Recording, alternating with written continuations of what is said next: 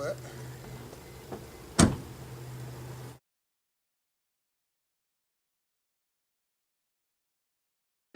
C'est ainsi que j'ai bien voulu donner cette différence et taper, cibler la notion de l'éthique en politique.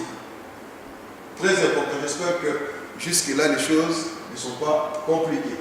Ce n'est pas difficile, on se comprend très bien. La même différence d'une part morale ou de l'autre côté, je dirais, éthique, on peut aussi la trouver selon plusieurs écoles. Parce que dans la philosophie, vous comprendrez qu'il y a des penseurs, il y a plusieurs écoles, et ainsi de suite. D'où une autre manière d'épuiser cette différence, selon une catégorie de penseurs comme Deleuze, Ricoeur, Comte Sponville, etc., ils sont nombreux.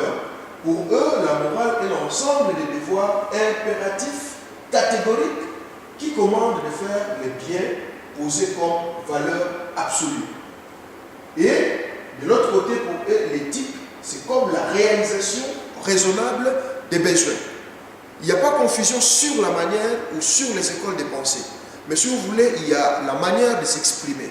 Si je dois revenir sur l'éthique, vous verrez que dans cette école ici, pour eux, ils disent que il y a la recherche de la réalisation, la recherche d'une concrétisation, la recherche d'apporter, de donner aussi quelque chose. Mais il faut faire cette recherche, il faut appliquer ce que vous voulez d'une manière raisonnable. Plus loin, il faut la raison au lieu de la passion. Et si vous parlez de la morale, vous verrez que la morale est toujours liée à une communauté, à une catégorie, à une situation quelconque. Quand on parlera de l'éthique, certains parlent du triangle de l'éthique. La notion de l'éthique nous donne toujours trois questions. Dans la notion de l'éthique, il y a trois grandes questions fondamentales, de base qui sont: que veux-je faire? Que puis-je faire? Que dois-je faire? L'aspirant politicien, les Congolais motivés, patriotes, nationalistes, je ne sais pas moi qu'est-ce que vous voulez, démocrate, il voit la situation de son pays, il voit l'état de son continent, il y a toujours trois questions qu'il doit se poser.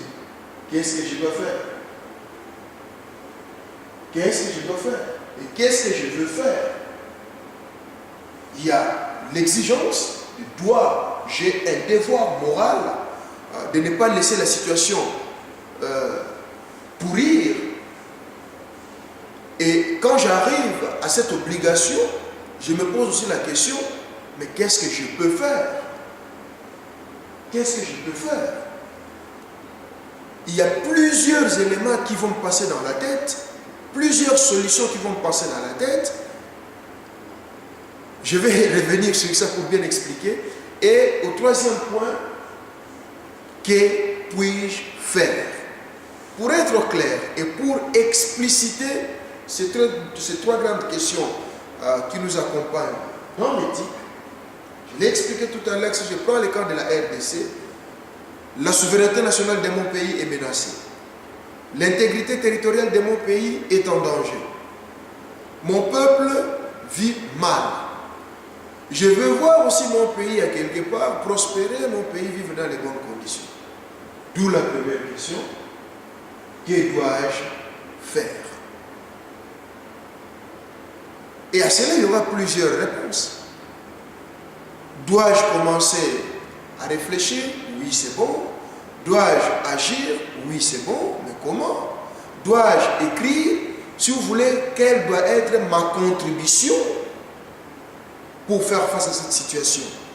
Et la réalité aujourd'hui congolaise, on la voit, à quelque part, moi je ne la condamne pas, je la condamne, mais je ne la condamne pas parce que je dis c'est compréhensible et à la fois c'est incompréhensible.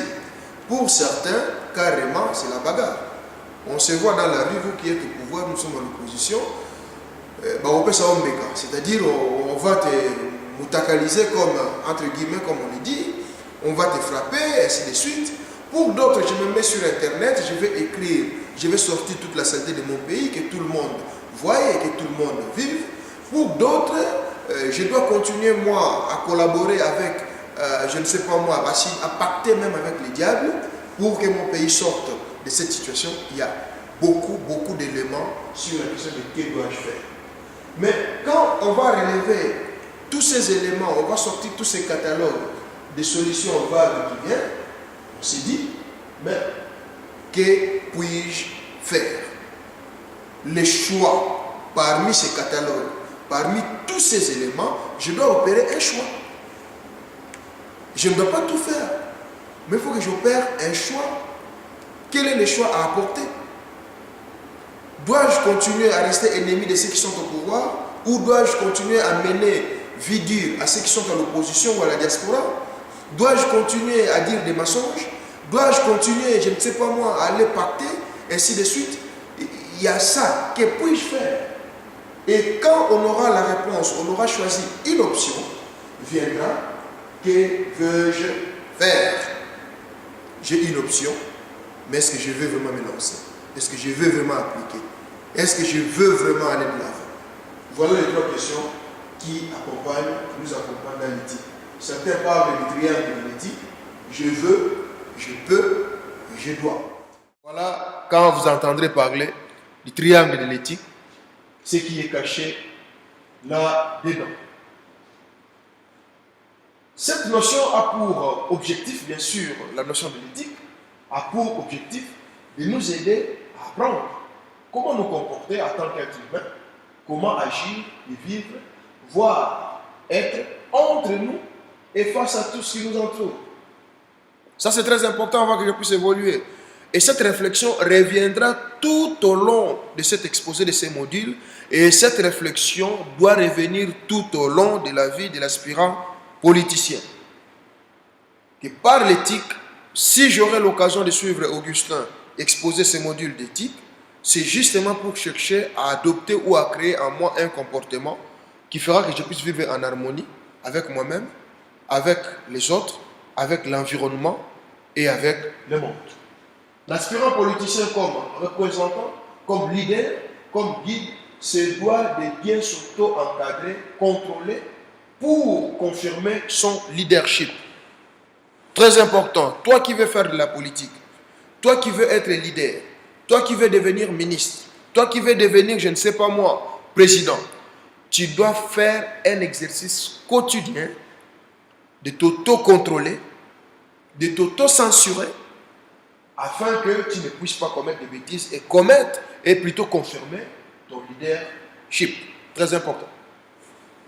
Il faut dire qu'il existe plusieurs formes d'éthique. Autrement, l'éthique a plusieurs branches, c'est distinguant par l'air de généralité. Tout à l'heure, je vous ai parlé.